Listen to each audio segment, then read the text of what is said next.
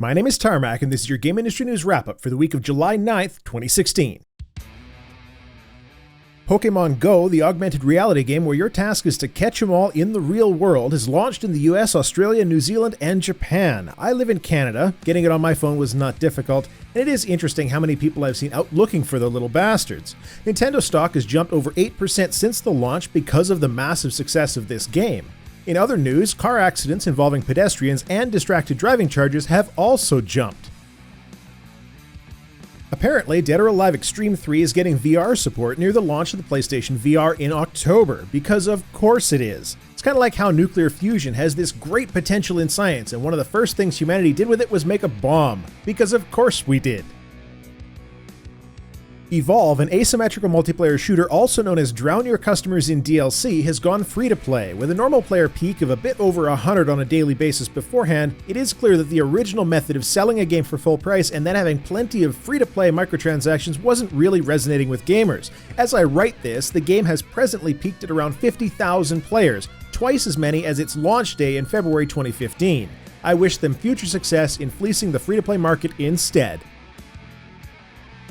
Illegal key profiteer extraordinaire G2A is moving to legitimize its business. They're now planning to give developers a portion of sales on the site from third-party sellers, and now is also moving to increase the identification required to sell products. There will be limitations on sellers wanting to fence more than 10 items at a time, unless they also verify their phone number, PayPal account, and so on.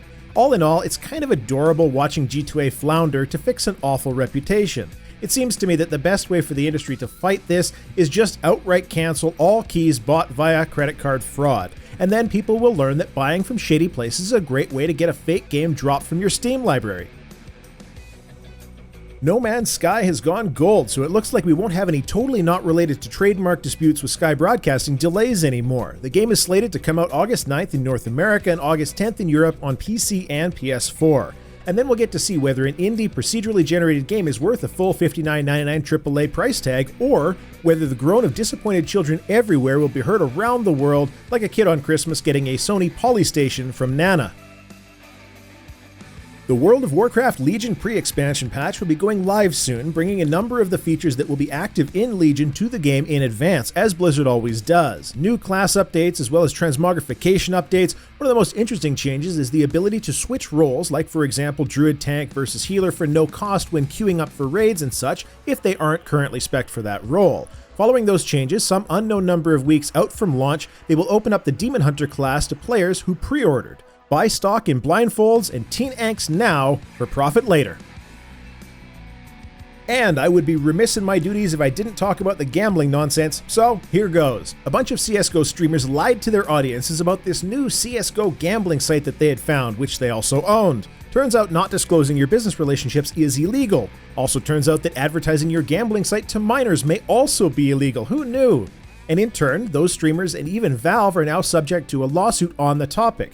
I wish I had sympathy for Valve, but they make an enormous amount of money off of the CSGO gambling light buy keys to unlock boxes system that they designed, and in a courtroom, when your in-game system looks like a slot machine, big surprise. They may have to pay their way out of this one in the end, and just on a personal note, I'm not convinced that they're entirely innocent, and by the way, this is the second lawsuit that Valve is currently dealing with relating to CSGO and gambling.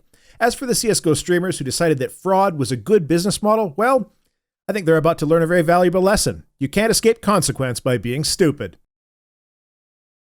This has been your Game Industry News Wrap-Up for the week of July 9th, 2016. I'm Tarmack. Thanks for watching.